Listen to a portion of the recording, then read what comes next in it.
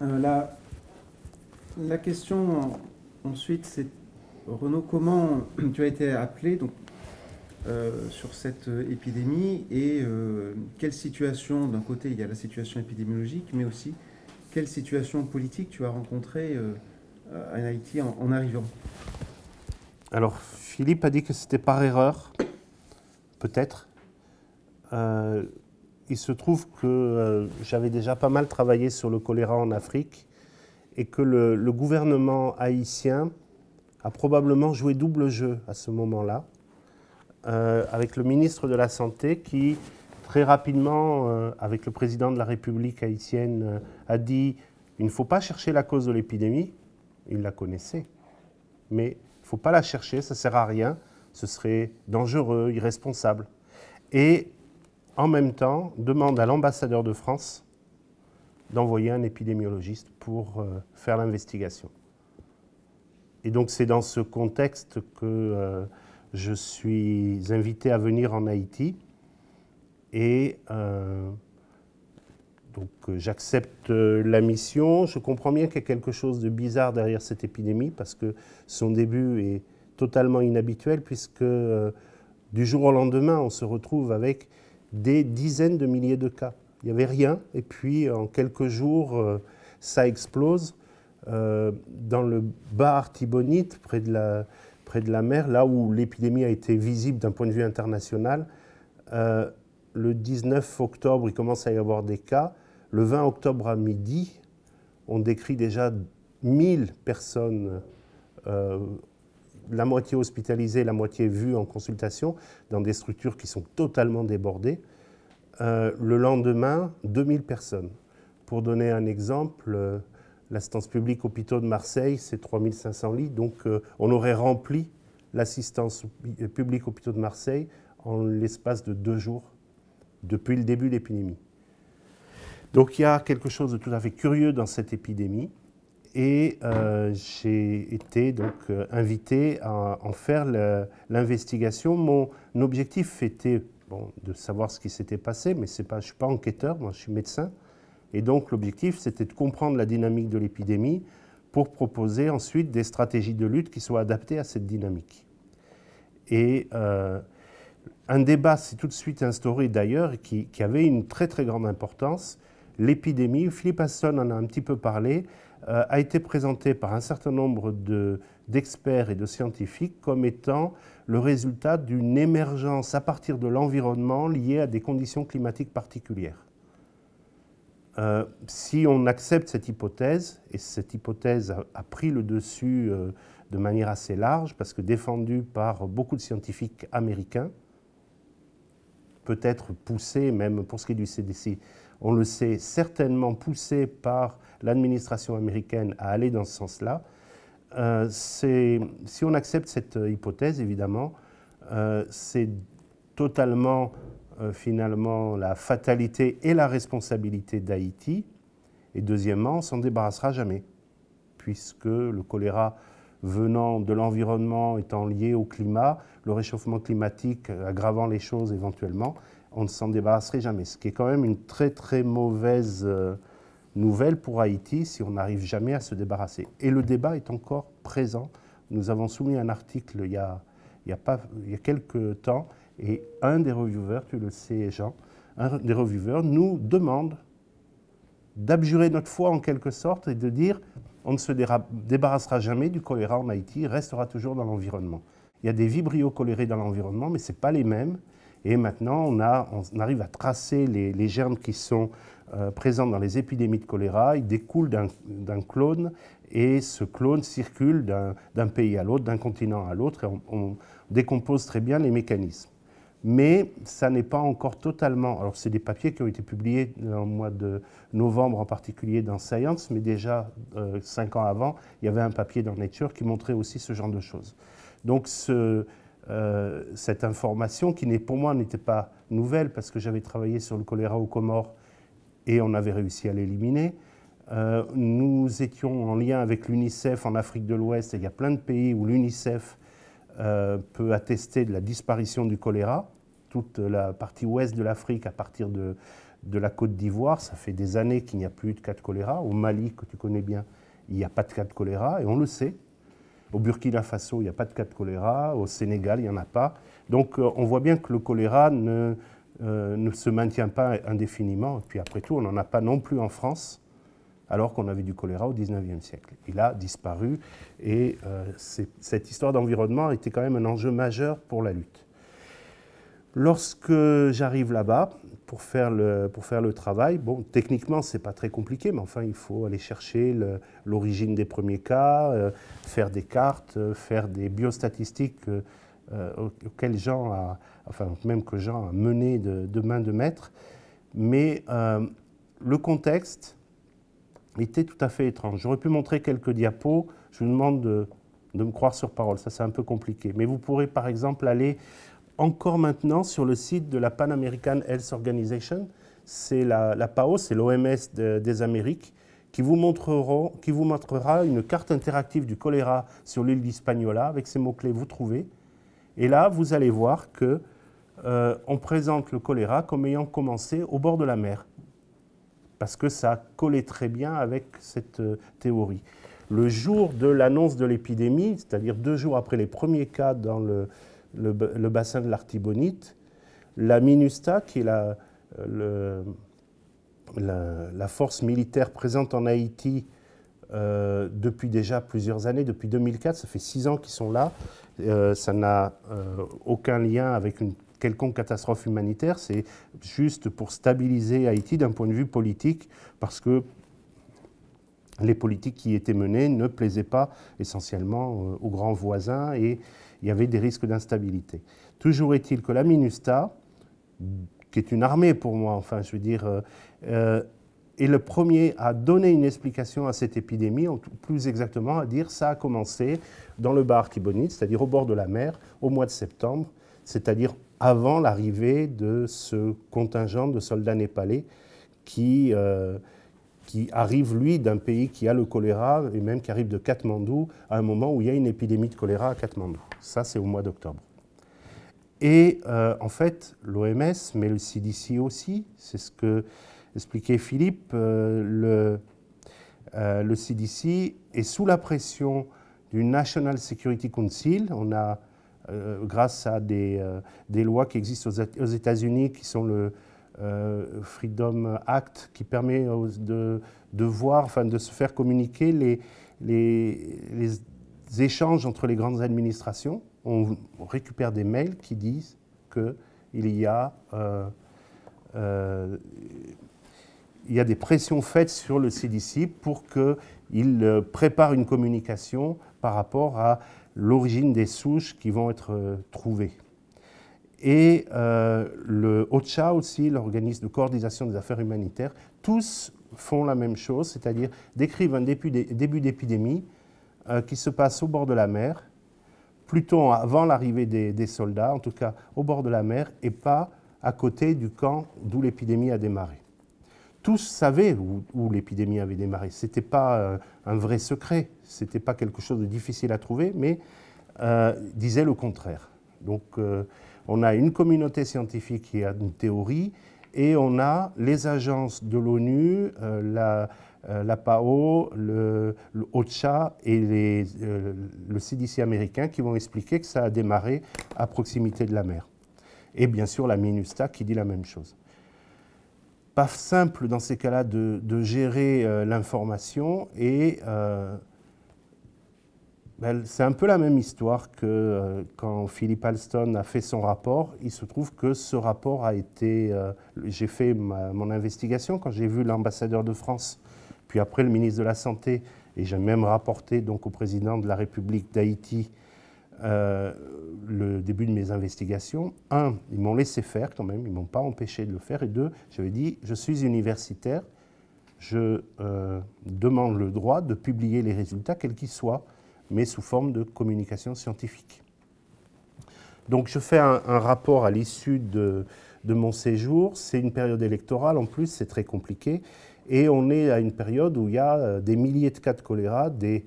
Officiellement, on a des pics de plus de 100 morts par jour. En réalité, À ce moment-là, une vague de choléra terrible s'abat sur Haïti. La plupart des gens n'ont pas l'occasion d'aller se faire soigner, donc ne sont pas comptabilisés. Et MSF, dans une étude, montrera que dans certaines zones rurales, c'est 5% de la population qui est morte. Dans certaines zones. Je ne sais pas si vous imaginez une épidémie qui tue 5% de la population. C'est colossal dans ces zones-là. Et dans des zones urbaines, comme Gonaïves au nord d'Haïti, on n'est pas loin de 1% aussi. Donc 1%, 5% de personnes qui meurent dans une épidémie. Si vous le mettiez à l'échelle de la France, c'est une épidémie qui fait 600 000 morts, 650 000 morts. Donc c'est quelque chose d'extrêmement violent parce que Haïti n'est pas du tout prêt à lutter contre ce genre de fléau et parce que l'épidémie a commencé d'une manière particulière. Alors qu'est-ce qui s'est passé? Des soldats sont effectivement arrivés du Népal. Ils ont eu le choléra. Des personnes, des travailleurs haïtiens qui travaillaient dans le camp ont eu eux-mêmes le choléra et ont vu des personnes malades au moins vomir. Après, voir s'ils ont la diarrhée, c'était plus compliqué. Ce camp-là, qui était situé près d'un petit village, avait un système d'évacuation des eaux usées qui posait des sérieux problèmes. D'abord, il y avait des tuyaux qui reliaient les fosses septiques à la rivière, une sorte de trop-plein. Et les villageois se plaignaient évidemment des mauvaises odeurs. C'était l'eau de l'affluent du fleuve principal d'Haïti. Et donc des dizaines de milliers de personnes consommaient cette eau.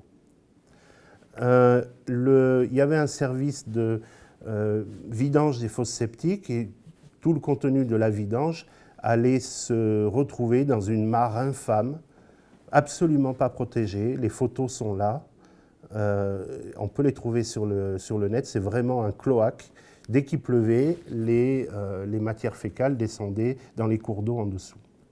Et puis, ce qui s'est passé, en tout cas, c'est ce que m'a confirmé le ministre de la Santé, pas immédiatement, mais 2 ans après, à l'origine de cette explosion épidémique dans le bar Artibonite, c'est qu'un chauffeur est venu vider les fosses septiques. Elles étaient bien pleines et il va vers l'espèce de mare, elle débordait déjà. Il demande à son patron ce qu'il faut faire. On lui dit de se débrouiller, de se démerder finalement. Et il a balancé tout dans le cours d'eau. Et c'est cette fosse septique pleine de vibrio cholérés qui a provoqué la déflagration épidémique. Donc imaginez, d'un coup, des dizaines de milliers de personnes ont bu cette eau. Et cette eau donnait le choléra. Et il y a eu, donc, en l'espace d'une semaine dans le bar Artibonite, à peu près 10 000 personnes vues dans les structures de soins, mais combien de dizaines de milliers qui n'ont pas été vues? Et tout ça a fait ensuite comme une onde de choc qui s'est propagée sur Haïti, créant des dizaines de milliers de morts au minimum. Le gouvernement haïtien savait. Effectivement, à la fin de mon séjour, alors que j'avais discuté à plusieurs reprises avec le ministre de la Santé, avec le chef de l'État, avec l'ambassade, aussi avec le responsable de la MINUSTAH, de l'ONU, parce que plus mon investigation avançait, plus il était clair qu'il y avait une faute gravissime de la part de l'ONU. C'est imaginer qu'on ne balance pas les fosses septiques dans une rivière, et imaginez aussi que quand on a une épidémie de choléra dans un camp militaire, on ne fait pas les canards et ne rien dire et laisser un registre vierge de tout cas de diarrhée. Et à la fin de mon séjour, on m'a remis un rapport qui avait été fait par des épidémiologistes haïtiens la première semaine. Avant même que la flambée ne démarre dans le bar Artibonite, ils avaient été alertés par des médecins cubains et ils avaient fait une investigation autour de, justement, près d'une ville qui s'appelait Mirebalais, et autour de ce camp militaire, et avaient fait un rapport d'investigation qui était très clair, limpide. Ils n'avaient pas eu le droit de rentrer dans le camp militaire, bien évidemment, mais il n'y avait aucun doute à lire le rapport, de comprendre que l'épidémie avait bien débuté dans le petit village en face du camp militaire, et toutes ces histoires de fautes septiques étaient déjà bien mises en évidence. Ce rapport existait, il est décédé maintenant, c'est le directeur de la surveillance épidémiologique qui me l'a remis, et il ne pouvait pas l'avoir fait sans avoir l'accord du ministre de la Santé et du président de la République d'Haïti. Donc c'est ce double jeu. Haïti ne pouvait pas faire autrement que de ne rien dire officiellement, mais souhaitait quand même, via le côté scientifique, que la vérité se sache. Dernier point, il existe maintenant en matière d'épidémie une sorte de juge de paix, c'est la biologie moléculaire, et en particulier le whole genome sequencing, le fait de pouvoir séquencer les souches complètement. Le CDC a tout fait pour aller chercher des souches à droite à gauche pour brouiller les pistes, mais il se trouvait que l'exacte réplique de cette souche existait à ce moment-là. Elle a été trouvée parmi un échantillon de souches isolées au Népal la même année, quelques semaines auparavant. Et c'est le seul endroit où on a trouvé, nord de l'Inde, Népal, où on a trouvé cette réplique, base pour base, sur 4 millions de paires de bases. On l'a cherché partout ailleurs, on ne l'a pas trouvé. Et donc, ce qui est drôle, c'est que finalement, ce sont les scientifiques népalais qui ont aidé à confirmer l'origine. Il y avait eu tellement de contre-informations totalement officielles là, par les agences qui devraient nous protéger, qu'eux-mêmes l'ont cru, et ils ont cru qu'en confiant les souches à une équipe européenne, c'était une équipe danoise, ils allaient pouvoir être en quelque sorte disculpés, et ça a été la preuve supplémentaire. Non seulement le choléra avait commencé juste en face du camp, après l'arrivée de militaires, là où les fosses septiques étaient déversées, le passage par le fleuve Artibonite était clair par toutes les études épidémiaux, mais en plus, on avait la preuve que c'était exactement la même souche. On ne peut pas faire mieux comme démonstration de l'origine d'une épidémie. Ce que finalement, Philippe Alston n'a pas tout à fait dit, Ban Ki-moon a reconnu sans reconnaître. C'est-à-dire qu'il a fait une déclaration officielle devant l'ONU, devant l'Assemblée générale de l'ONU, avec tout un certain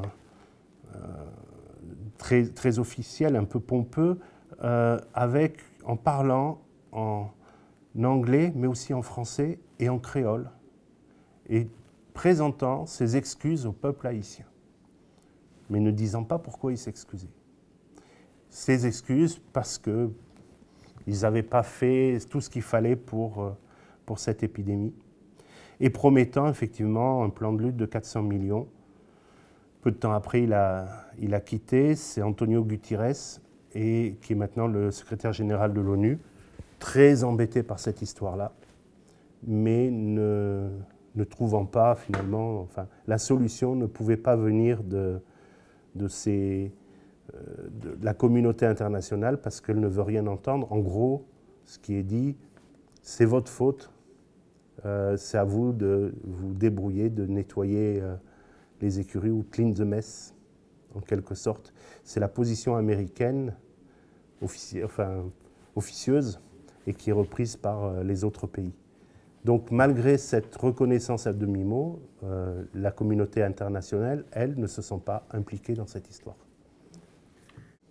Il y a un moment, donc Philippe Alston a parlé du panel de l'ONU, le panel scientifique de l'ONU, qui finalement, ses conclusions étaient extrêmement noyées en mélangeant arguments scientifiques dévoyés et arguments politiques finalement. Mais avant le panel, l'OMS a aussi tenté de mettre en place un groupe de personnes pour tirer les leçons apprises de l'épidémie de choléra.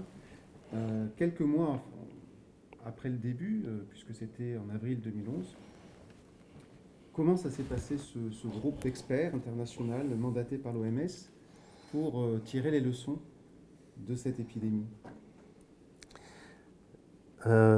Très mal en tout cas pour moi. Et en fait, Jean là est en train de parler. On est revenu avec Jean en Haïti quelques mois après. C'était juste avant la publication du panel effectivement des Nations Unies qui essayait de disculper, tout en reconnaissant que ça avait été quand même bien commencé dans le village de Mey, mais sans chercher de donner d'explications. Mais entre-temps, j'avais quitté Haïti depuis quelques mois. On s'était battu pour publier l'article avec l'opposition directe de certains éditeurs. Le Lancet en particulier a refusé non seulement de publier l'article, mais le Lancet Infectious Disease a publié un éditorial disant que c'était complètement irresponsable de dire, enfin de chercher la cause de cette épidémie, de chercher. Ça pouvait être une curiosité, c'est le mot dans leur article, pour le futur, curiosité scientifique, mais pour l'instant, ça n'avait aucun intérêt. Et il y avait donc en Haïti, il y a eu une campagne de désinformation assez violente, et on m'a un peu mis sur le dos des émeutes, des morts qui se sont passées en novembre, donc avant que mon rapport n'ait fuité, et qui sont passées un peu en décembre, mais là c'était lié aux élections qui venaient d'avoir lieu, ça n'est plus lié au choléra, et il y a eu un décès. Mais il y a eu aussi plusieurs dizaines de décès, de morts lynchés. Lynchés pour avoir introduit le choléra, souvent des prêtres vaudous, mais pas que, qui donc ont été lynchés par la population. Il y a une histoire sombre d'églises, c'est les églises du renouveau, qui sont des fois très violentes, qui ont profité de l'occasion pour organiser ces lynchages, essentiellement dans le département de Gandance. Et ce mélange-là était la démonstration. Les lynchages ont commencé vers la mi-novembre et sont arrêtés vers la mi-décembre, mais ça a été utilisé aussi pour finalement faire une espèce de contre-information dans le milieu de l'humanitaire, où finalement avoir expliqué ce qui s'était passé était non seulement ce que j'avais dit était faux, tout le monde avait bien compris que c'était le ballast des bateaux qui venaient d'Asie, qui avaient amené le choléra du côté de Saint-Marc.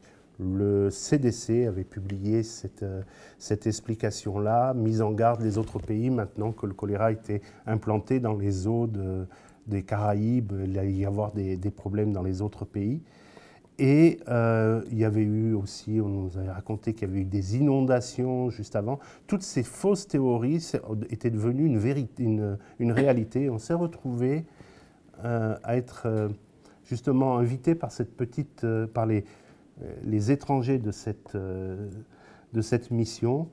Et j'avoue que je me suis fait pourrir pour avoir été complètement inconscient, prétentieux, etc., d'avoir simplement dit ce que j'avais vu, mais qu'ils ne croyaient pas. C'est de ça dont tu veux parler. Donc ce qui est intéressant, c'est que ça montre combien les uns et les autres, on peut devenir les vecteurs de ragots, de colportage malsains quand une opération de désinformation se met en place.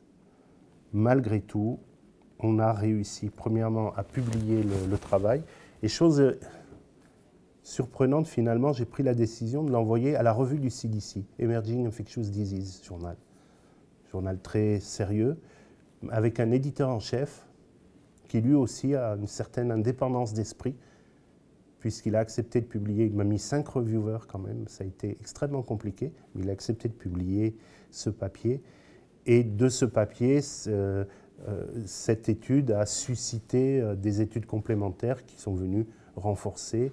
Et il y a un papier dans PLOS Medicine qui s'appelle How Science Resolve Controversy, qui est extrêmement intéressant pour expliquer ce qui s'est passé.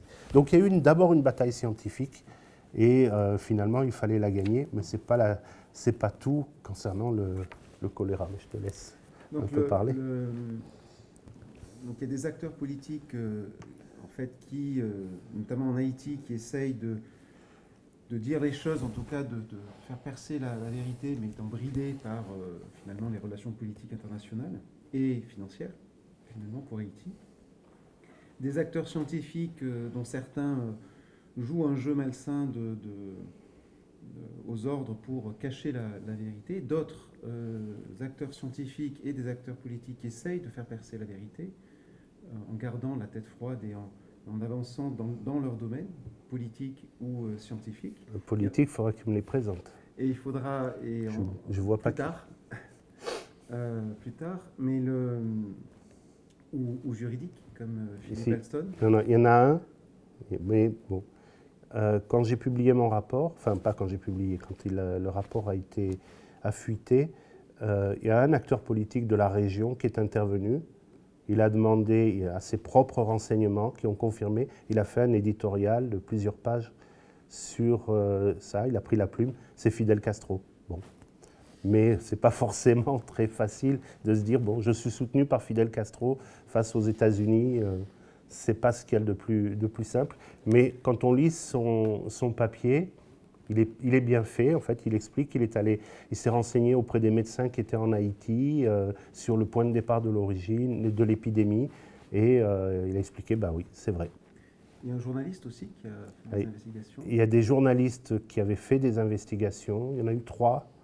On peut trouver leur contribution. Il y a Jonathan Katz, qui est un journaliste de Associated Press, qui a fait pas mal de papiers là-dessus.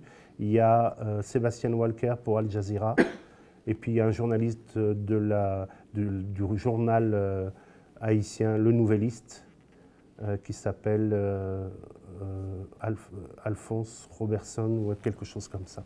Et donc, eux avaient fait des papiers pour montrer que au moins que le camp militaire avait des habitudes hygiéniques tout à fait contestables, mais bien sûr ne pouvait pas dire c'est de là que le choléra était parti, puisqu'il n'avait pas autorité pour expliquer une enquête épidémiologique ou des choses comme ça. Il fallait au moins en faire une.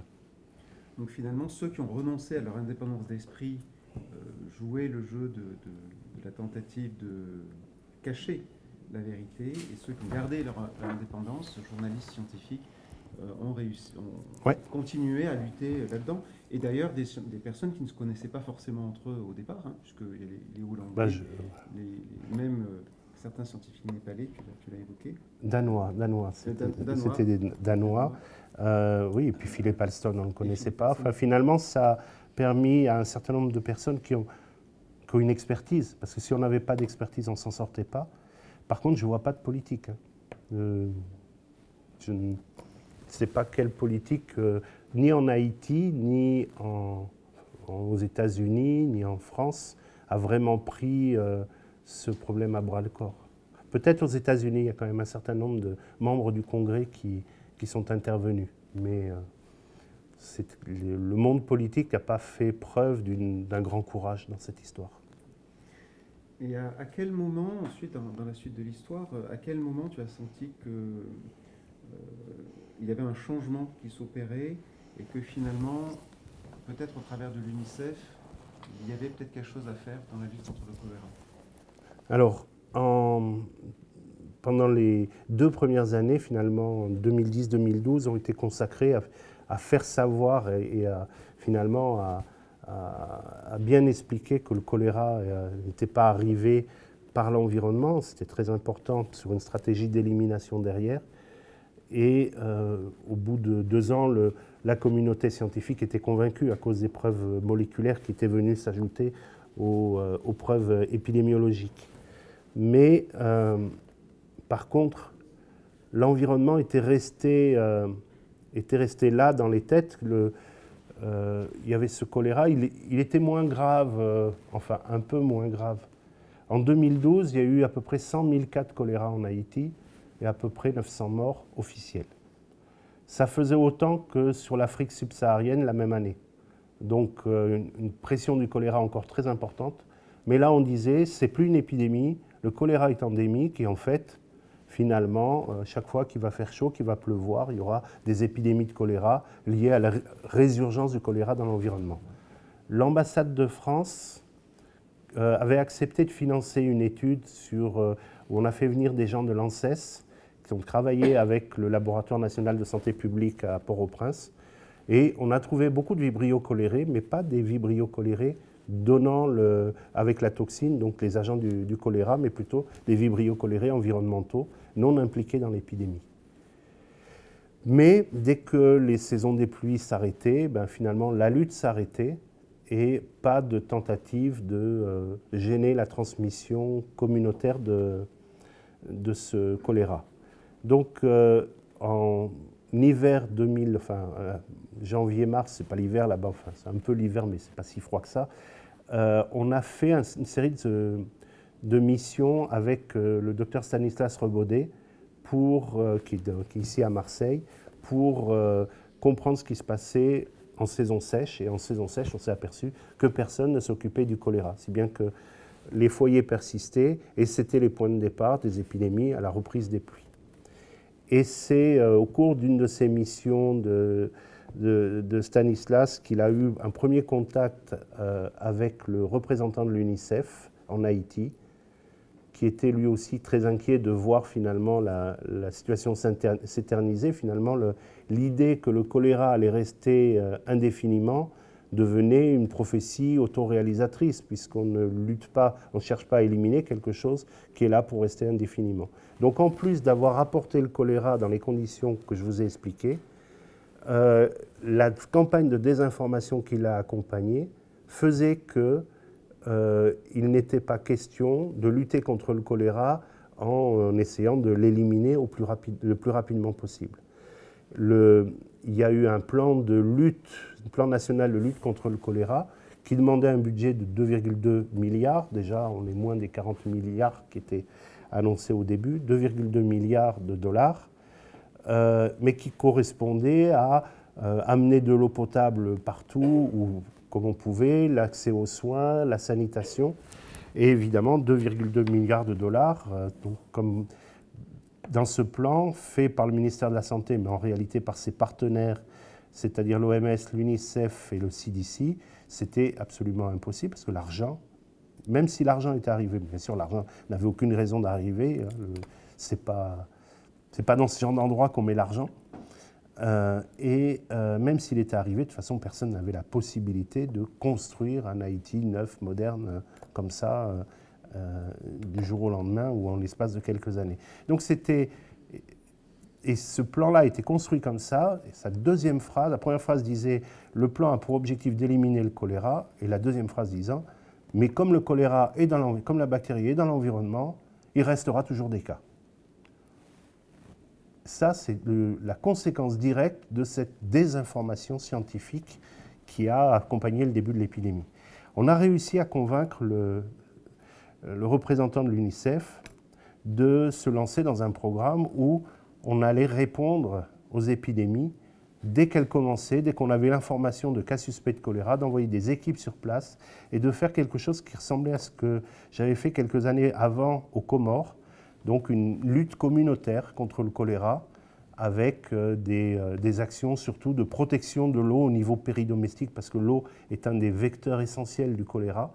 Donc l'eau à domicile, les points d'eau où les gens vont chercher, si on peut faire des réparations, des choses comme ça, ou au moins faire de la chloration au point de puisage tant qu'il y a des cas de choléra dans l'environnement, de l'information des familles, du traitement des sujets contacts par des infirmiers haïtiens du ministère de la Santé.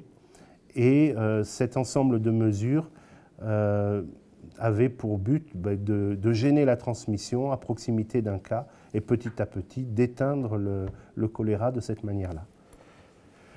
On a fait ce qu'on a pu, il y a eu une baisse du choléra très nette, il y a eu même à un moment, l'année 2014 a été plus sèche que les autres, donc la saison des pluies favorise la transmission du choléra parce qu'il y a des écoulements et tout ce qui est sur la terre à côté des rivières va dans la rivière. Et comme les gens boivent l'eau des rivières, on a bien sûr de la transmission par ces eaux souillées.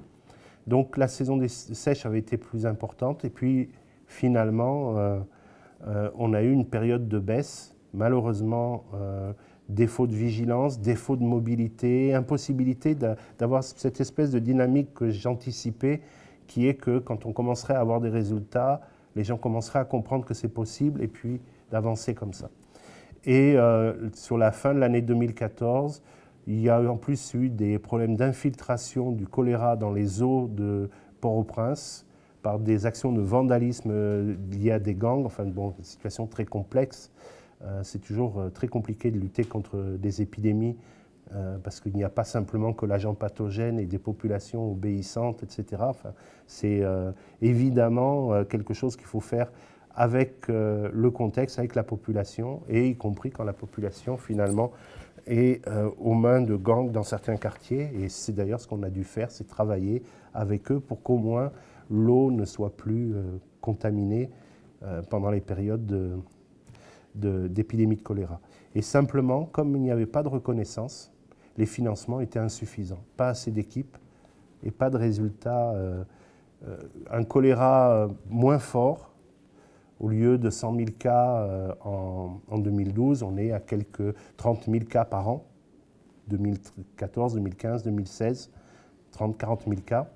Mais impossible d'aller plus loin parce que pas assez d'équipes pour faire le travail correctement, pas assez de visibilité dans le financement pour avoir des gens qu'on paye pendant des périodes longues et donc on peut former plus. On ne peut pas investir sur les acteurs de terrain, des Haïtiens qui intervenaient. Et donc finalement, une lutte qui marche à moitié seulement, ce qui donne toute l'attitude aux détracteurs pour dire ben, c'est pas comme ça qu'il faut s'y prendre et de toute façon il est dans l'environnement et ça sert à rien et c'est pas efficace et bon, ce genre de choses, c'est à quoi on est encore confronté avec Jean quand on doit essayer de présenter les résultats en termes d'impact. Et à partir de 2016, quand même, les interventions qui ont été faites au niveau de l'ONU, le fait que Ban Ki-moon ait présenté des excuses, le fait que tout le monde ait compris maintenant que le choléra était la faute, la responsabilité et la faute des casques bleus et de l'ONU, ont fait que malgré tout, de manière un peu discrète, les financements se sont maintenus à un niveau acceptable pour maintenir les équipes. Et l'UNICEF, avec qui on travaillait déjà maintenant depuis 3 ans, a pu avoir un peu de visibilité dans son activité. Vous voyez que c'est l'UNICEF et ce n'est pas l'OMS. L'UNICEF n'était pas présente dans cette campagne de désinformation du début de l'épidémie, donc elle pouvait prendre cette activité. L'UNICEF, c'est les Nations Unies aussi. Donc je travaille avec les Nations Unies pour la lutte contre le choléra. Et l'OMS a été mise un peu de côté dans cette histoire-là. Elle revient un petit peu sur la prise en charge des cas, mais le leadership est donné à l'UNICEF. Et depuis 2 ans, on a finalement un nombre d'équipes plus important. Et là, on en est arrivé que le choléra a vraiment baissé énormément. On va dire qu'on en est à une vingtaine de cas par semaine. Là où on faisait des semaines, les 10 dernières semaines de l'année 2010, c'était 18 000 cas par semaine. Donc de 18 000 à 20, vous voyez quand même l'importance de la descente. Et en décès, le dernier décès dans les structures de soins est intervenu au mois de juin, on est en novembre, enfin pratiquement en novembre. Et il y a eu entre-temps 4 ou 5 décès communautaires. Donc le choléra a très largement diminué. Toute la moitié sud d'Haïti, y compris Port-au-Prince, il n'y a plus de cas depuis des mois. Toute la façade nord d'Haïti, il n'y a plus de cas depuis des mois. Et il reste le retour aux sources, en quelque sorte, des cas de choléra le long de la rivière Artibonite. Pas que la rivière Artibonite soit devenue un réservoir pérenne, mais il se trouve qu'aux sources de la rivière Artibonite ou de ses affluents se trouvent des communes qui sont frontalières entre Saint-Domingue et Haïti, et que là, à cause de cette frontière, on est en difficulté pour complètement cerner les derniers foyers de choléra, et il est resté des cas de choléra qui oscillent d'un côté ou de l'autre. Saint-Domingue, qu'on présente comme un pays modèle au point de vue accès aux soins, sanitaires, etc., a quand même eu plusieurs dizaines de milliers de cas de choléra, 400 morts, donc n'a pas du tout été épargné. Et actuellement, finalement, on est gêné parce que l'intensité de la lutte à Saint-Domingue n'est pas suffisante pour complètement contenir ce dernier foyer. Heureusement, le choléra donc, est très dépendant des saisons et on va arriver à une saison sèche. J'espère qu'on va pouvoir réduire ce dernier foyer. Si ce dernier foyer est maîtrisé, alors il n'y aura plus de choléra en Haïti. Voilà. Merci. Donc, on voit la situation actuelle après 8-9 années, 8 années 8 ans, oui. de lutte. Et actuellement, donc, les partenaires dans la lutte, donc il y a l'UNICEF, il y a aussi le groupe qui est la Global Task Force de l'OMS. Non. Qui, Non, je viens de voir un dernier truc de la Global Task Force, mais ils ne parlent pas d'Haïti. J'en fais partie, hein, mais ils ne parlent pas d'Haïti. Ils restent un peu à l'écart quand même.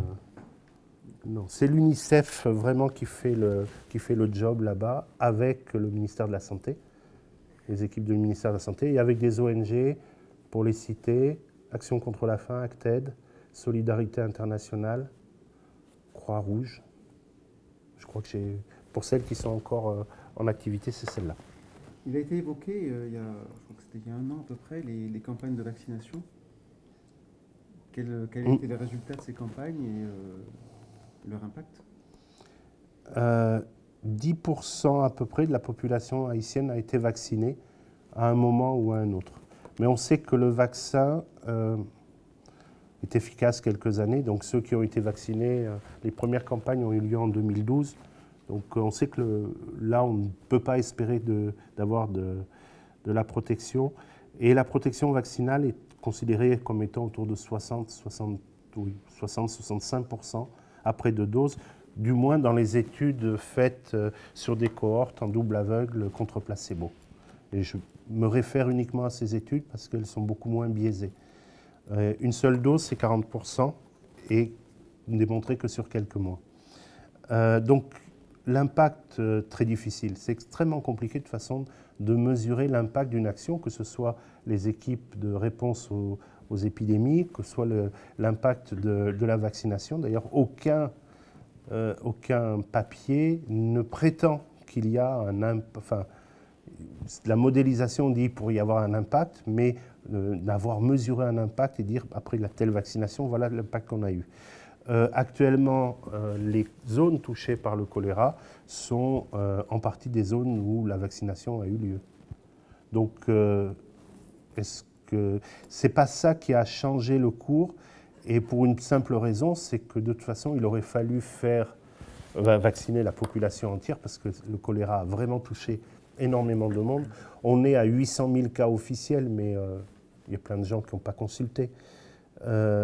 Donc Haïti, c'est 12 millions d'habitants, donc vacciner 12 millions de personnes, ou simplement 10 millions si on ne vaccine pas les tout jeunes enfants, parce que le vaccin ne marche pas, ça représente 20 millions de doses, et puis pour passer 20 millions de doses, une dose de vaccin, ça coûte 1,85 $, mais il faut la distribuer. Donc vous voyez tout de suite qu'on est en dizaines de millions de dollars qu'on n'a pas eu. Le coût actuel de la lutte est autour de 10 millions de dollars par an, mais année après année, on finit par avoir cette somme-là, mais il aurait fallu faire d'un coup une vaccination à ce niveau-là. Et on ne sait pas si ça aurait marché. D'un point de vue de santé publique, la vaccination n'a pas beaucoup d'intérêt au niveau populationnel, en tout cas moins que d'apporter de l'eau potable. Oui, mais les équipes de réponse rapide n'ont pas plus d'intérêt puisqu'elles n'interviennent que très ponctuellement autour de cas de choléra, si ce n'est en stratégie d'élimination. Le choléra en lui-même est un frein au développement, un frein à la santé, ça fait des orphelins, ça fait des drames partout, ça fait des morts spécifiquement. Donc même si s'il y avait une possibilité autour de la vaccination pour éliminer le choléra, moi je dis pas non. Hein. Et nous, en fait, on aimerait bien pouvoir disposer de suffisamment de vaccins pour accompagner les réponses avec ça. C'est un peu ce qu'on voudrait faire. Mais pour l'instant, ça n'a pas été possible. Donc on lutte avec de la doxycycline pour les cas contacts et des comprimés de chlore pour les réserves d'eau. Merci. Donc si questions dans la salle ou Marc, si tu as une question. Peut-être juste à chaud, je ne sais pas si c'est une question, mais au regard de ce que Philippe Alston nous présentait tout à l'heure et sur cet enjeu entre le mensonge organisé, la désinformation organisée, les alternatives fax ou les fake news et les enjeux d'indépendance et de recherche de la vérité pour pouvoir comprendre et ajuster, ensuite s'ajuster à la réalité pour construire une stratégie de lutte qui soit efficace. Philippe nous a bien expliqué les jeux d'acteurs auxquels il avait assisté et les réunions qu'il a appelées les unknown meetings qui n'ont jamais eu lieu mais qui lui ont permis de comprendre comment ces acteurs, d'une manière explicite ou implicite, cherchaient à protéger l'institution des Nations Unies et sa capacité d'intervention de toute critique. Mais comment, dans la durée, parce que là on est quand même 8 ans, 10 ans plus tard, comment dans la durée cette politique ou cette implicite qui conduit à la désinformation et à la négation de la réalité perdure, s'auto-reproduit, se diffuse, y compris avec des acteurs qui ne sont pas directement intéressés à la propagation du mensonge. Enfin, il me semble, dans ce que j'entends et dans les réunions de groupes d'experts OMS pour tirer les leçons de l'épidémie, même si à un moment on te responsabilise sur les violences en Haïti liées à l'information et à la révélation de la vérité. Comment tout ça se met en place? Enfin, quelle analyse on peut avoir là aussi pour essayer de prendre un peu de recul et essayer de comprendre qu'est-ce qu'on peut faire quand des dynamiques comme ça sont lancées? Il y a des acteurs au départ qui y ont intérêt, qui les lancent, qui les organisent, qui les planifient, mais comment finalement tout ça finit par faire système et par entraîner une mécanique où plein de gens qui sont peut-être bien intentionnés et qui n'ont pas d'intérêt direct au mensonge vont quand même y contribuer? Ou comment est-ce que tu vois ça sur ce cas-là? Ouais. Donc je rappelle, hein, pour ce qui est des décès, des problèmes qui ont eu lieu, c'était avant la connaissance de mon rapport, donc ça ne peut pas être la cause.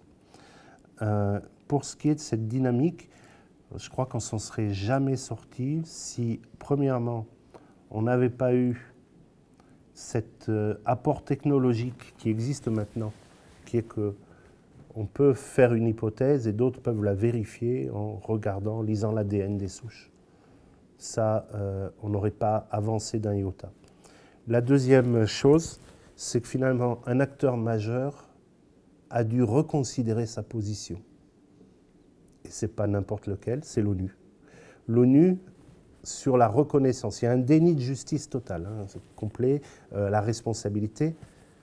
Ok, ils n'ont absolument pas fait de changement. Cette espèce ces excuses de Ban Ki-moon ne sont pas des vraies excuses. C'était là, enfin, pour faire comprendre, oui, on est responsable, mais on ne va jamais l'admettre. Par contre, le secrétaire général de l'ONU, que ce soit Ban Ki-moon à la fin ou Guterres maintenant, est convaincu, parce que ça aussi, ça l'arrange politiquement, qu'on peut éliminer le choléra en Haïti et qu'on doit éliminer le choléra en Haïti. J'ai vu passer un courrier, les gens me font passer des choses intéressantes. Je vais montrer à Jean, d'Antonio Guterres à la directrice de l'UNICEF, lui expliquant qu'il fallait à tout prix continuer la lutte contre le choléra, et lui donnant les chiffres du choléra actuel. Normalement, déjà, mon secrétaire général de l'ONU n'a pas à s'occuper de ce genre d'histoire.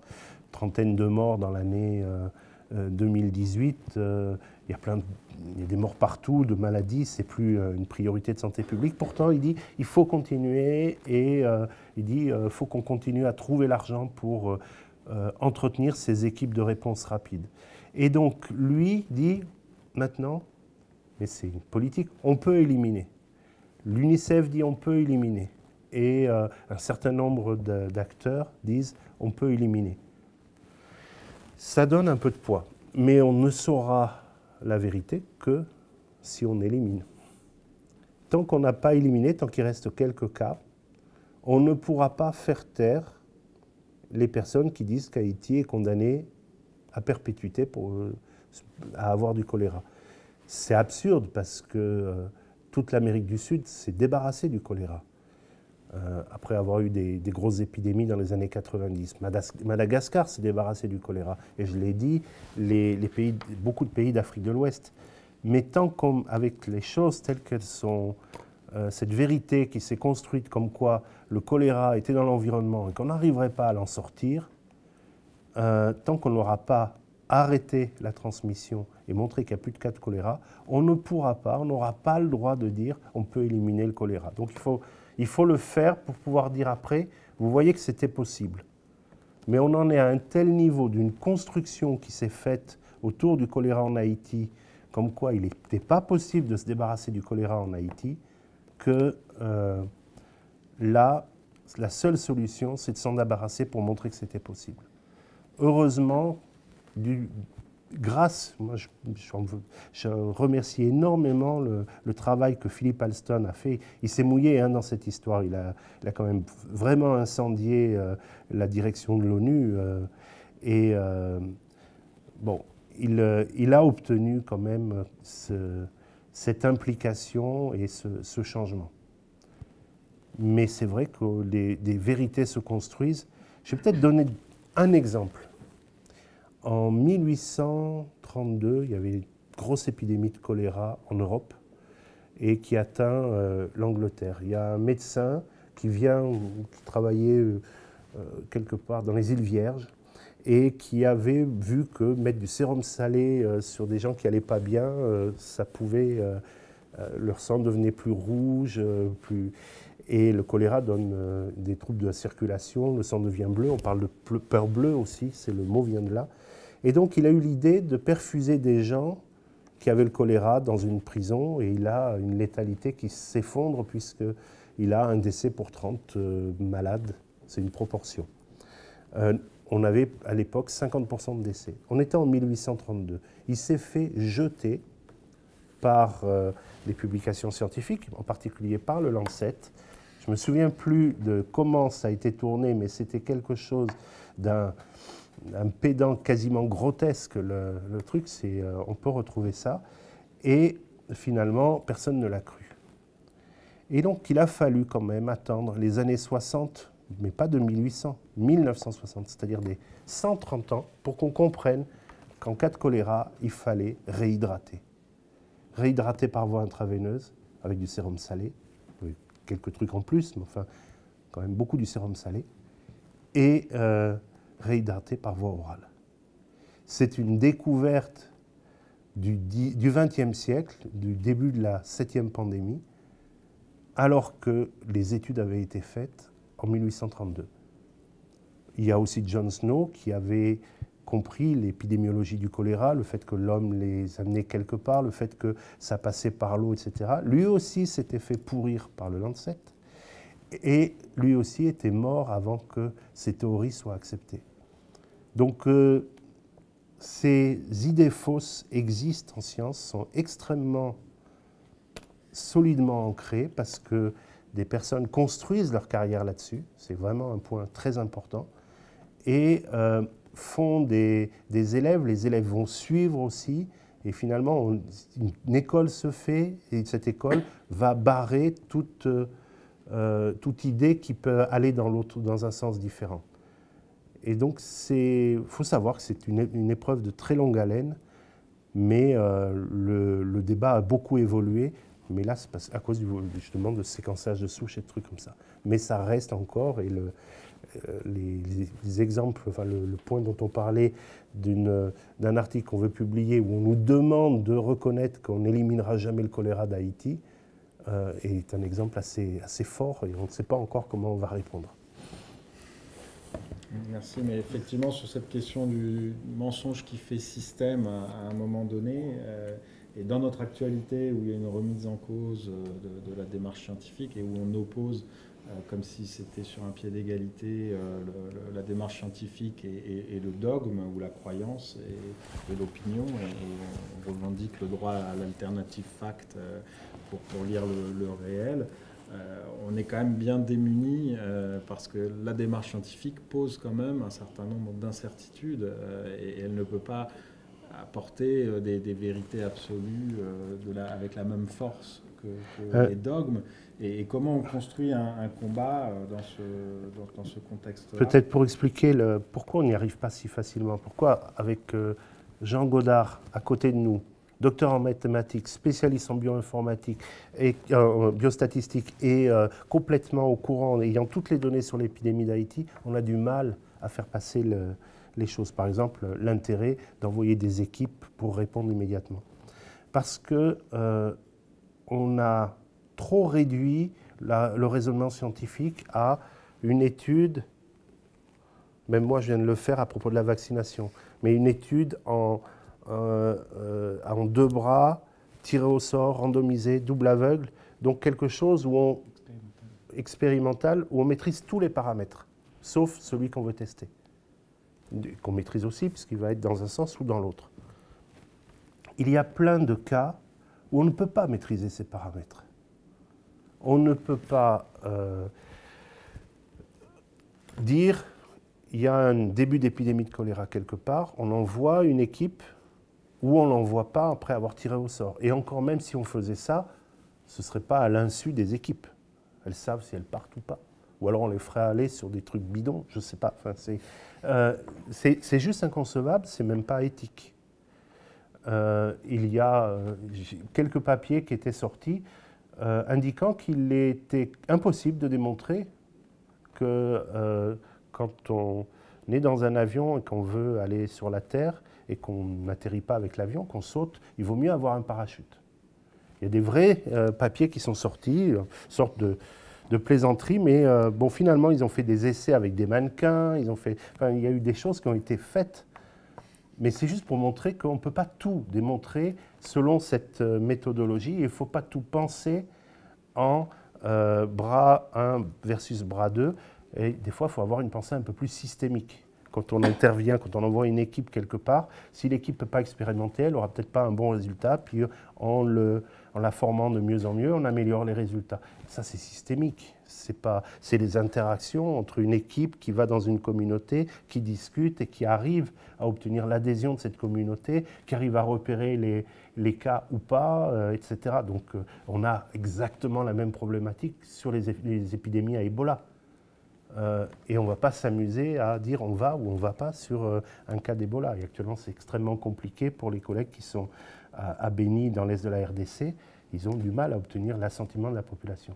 Donc ces choses-là sont systémiques et finalement, quand on est devant une intervention, on prône plus facilement une intervention facilement quantifiable, la vaccination, qu'une intervention plus difficile à quantifier, une action plus globale, qui prendrait éventuellement la vaccination dedans, mais dans une action plus globale. Et donc on reste dans un débat où effectivement la porte est ouverte aux critiques. J'en conviens, mais comment faire? Ce qu'on oublie aussi souvent en sciences, certains scientifiques oublient, c'est les travaux, entre autres, de Bradford Hill sur les critères causaux, où ce sont des faisceaux d'arguments et une réflexion approfondie et un échange critique entre scientifiques qui aboutissent à donc cette discussion qui aboutit à l'établissement d'une vérité scientifique à ce moment-là, et qui après doit continuer à évoluer. Et c'est pas simplement en ayant fait un travail ponctuel à un moment donné dans son coin, qui a permis pour certains d'avoir une carrière scientifique brillante, et qui après ne veulent plus remettre en cause cette discussion-là. Donc il y a une différence entre la remise en cause systématique de tout, de la théorie de l'évolution ou des travaux de Pasteur, etc., et une vraie démarche scientifique qui se construit grâce au doute, mais qui se construit et qui avance. Le doute permet d'avancer et non pas de détruire tout ce qui a été démontré. C'est la différence entre la remise en cause systématique et c'est la différence entre la croyance, la remise en cause systématique, et la connaissance, et l'avancée de la connaissance avec l'aide du doute comme un outil pour réunir des faisceaux d'arguments scientifiques.